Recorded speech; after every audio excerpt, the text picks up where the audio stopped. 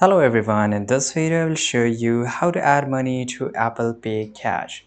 So if you want to do this, it's really easy. Open the wallet app, launch the wallet app on your device, select Cash Card, tap on your Apple Cash Card, add money, tap on the three dots more option in the top right corner and select add money.